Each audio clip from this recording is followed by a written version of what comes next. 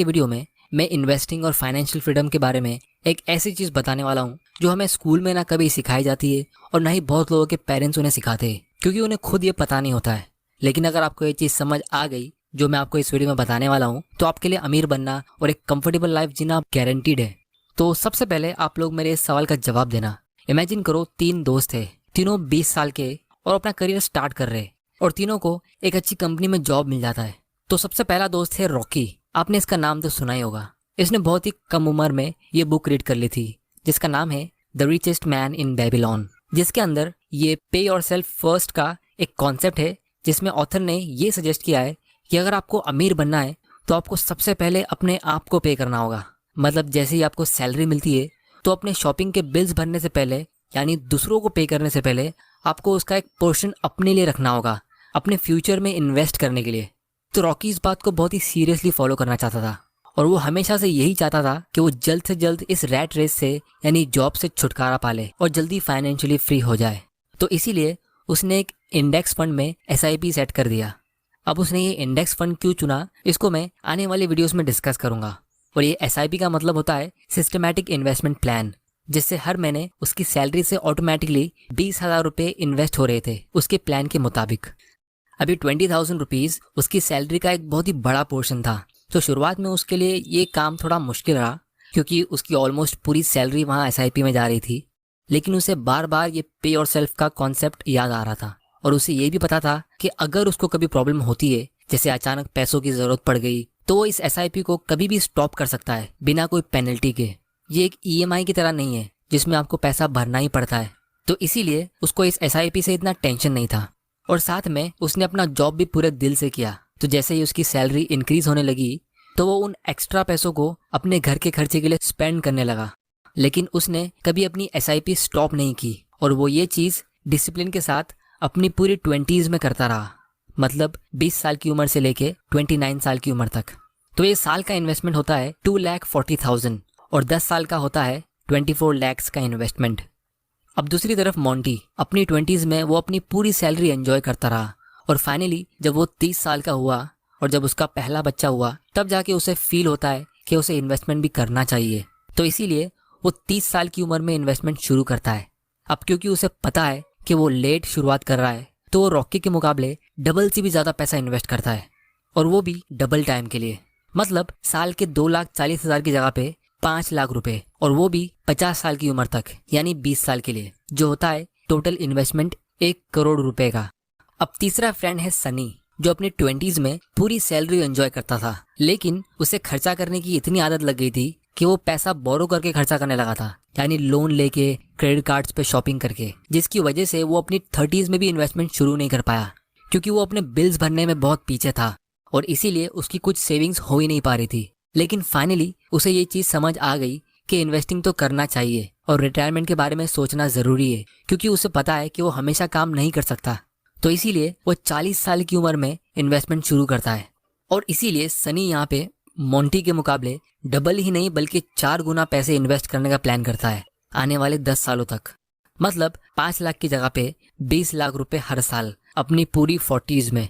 तो इसका total investment होता है 2 करोड़ रुपयों का। अब दोस्तों तीनों एक ही जगह इन्वेस्ट करते हैं, इंडेक्स फंड में, जहां उनको 15% का कंपाउंडेड ईयरली रिटर्न्स मिलता है। और जब तीनों 50 साल के होते तब वो अपने 50th बर्थडे पे मिलते। अब क्या आप इमेजिन कर सकते हो कि किसके पास कितनी वेल्थ होगी या फिर किसके पास ज़्यादा वेल्थ होगी? चलिए रिजल्ट्स देखते हैं। तो सबसे पहले सनी, जिसने सबसे लेट शुरू किया था और उसने सबसे ज़्यादा इन्वेस्ट किया था, उसकी टोटल वेल्थ होती है 5.37 करोड़ और उसने इन्वेस्ट किया था 2 करोड़। तो उसका टोटल प्रॉफिट होता है 3.37 करोड़, जो एक हिसाब से बुरा नहीं है, जैसा आप इस टेबल में देख सकते हो। लेकिन मोंटी, जिसका टोटल इन्वेस्टमेंट उसका आधा था, यानी 1 करोड़ रुपयों का, उसकी टोटल वेल्थ होती है 6.77 करोड़ की।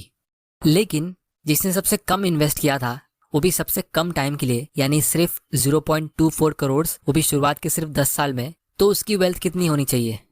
तो दोस्तों रॉकी के पास टोटल वेल्थ है 10.5 करोड़ की। अब आप इमेजिन करो कि अगर रॉकी 30 साल के बाद और ज़्यादा इन्वेस्ट करता तो उसका पोर्टफोलियो कितना बड़ा होता।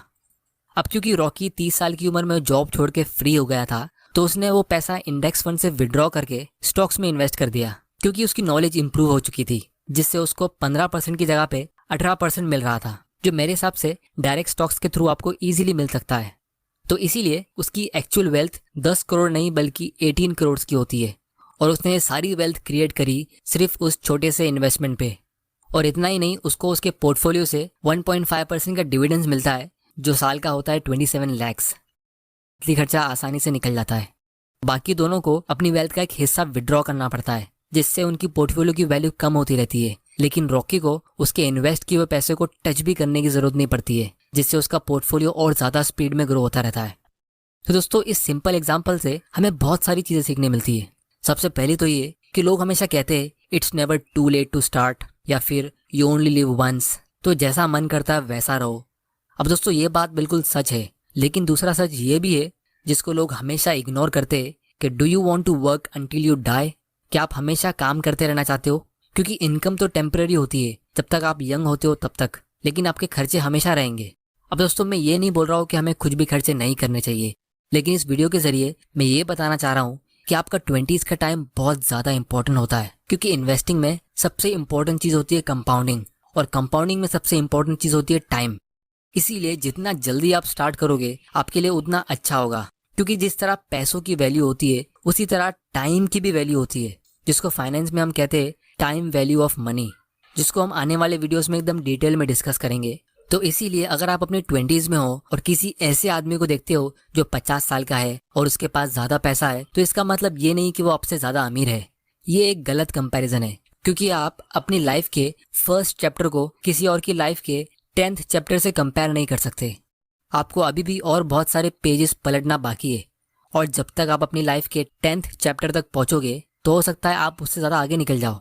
और दोस्तों, ट्रस्ट में, जब आप ये चीज़ समझ जाओगे तो आप बाकी लोगों से बहुत ज़्यादा आगे निकल जाओगे, क्योंकि पैसों के साथ आपकी नॉलेज भी कंपाउंड होती है, आपका कॉन्फिडेंस भी कंपाउंड होता है, और आपका मेंटल पावर भी कंपाउंड होता है। और जब आप थोड़ा सा आगे निकल गए तो बाकी लोग आपसे हमेशा पीछे रहेंगे। ये चीज़ मैंने इस कंपाउंडिंग के वीडियो में डिस्कस की है, क्योंकि जैसा मैंने वीडियो के स्टार्ट में कहा था, ये चीज़ें ऐसी है जो हमें स्कूल में नहीं सिखाई जाती, और ना ही हमारे पेरेंट्स हमें सिखाते हैं। और दूसरा इंपॉर्टेंट लेसन हमें ये सीखने मिलता है कि अगर हम रातों रात बहुत कम टाइम में किसी स्टॉक से 20-30% का प्रॉफिट कमा भी लेते, या फिर अगर आप 100% का प्रॉफिट भी कमा लो, मतलब आप अपने पैसों को डबल कर लो, तो भी आप उससे अमीर नहीं बन पाओगे। क्योंकि अगर आपने 1 लाख रुपए इन्वेस्ट किया तो वो 2 लाख रुपए में ग्रो हो जाएगा। लेकिन क्या आप उससे फाइनेंशियली फ्री हो गए? या फिर क्या आप फाइनेंशियली और मेंटली इतने स्ट्रांग हो गए जिससे आप अपने जॉब को छोड़ के आराम से रिटायर हो सकते हो? तो सबसे बड़ा सवाल आप लोगों के मन में ये आ रहा होगा कि जब हमारे पास ज़्यादा पैसा नहीं है, या फिर हमारे पास उतना कॉन्फिडेंस और उतनी नॉलेज नहीं है उतना बड़ा अमाउंट इन्वेस्ट करने के लिए, तो हम करें क्या? तो दोस्तों, अब हम आते हैं इस वीडियो के सबसे इंटरेस्टिंग पार्ट की तरफ। वो ये कि जब आप इन्वेस्टिंग शुरू करते हो अपने 20s में, तो स्टार्ट में आपका पोर्टफोलियो कितना % का रिटर्न देता है वो मैटर नहीं करता है। आपकी लर्निंग का ग्राफ कितना स्पीड में ऊपर जा रहा है वो मैटर करता है, क्योंकि जितना स्पीड में आप अपनी 20s में नई चीजें सीख सकते हो, उतना स्पीड में आप अपनी 30s या 40s में नहीं सीख पाओगे। और ये बहुत सारी रिसर्च के थ्रू प्रूवन है।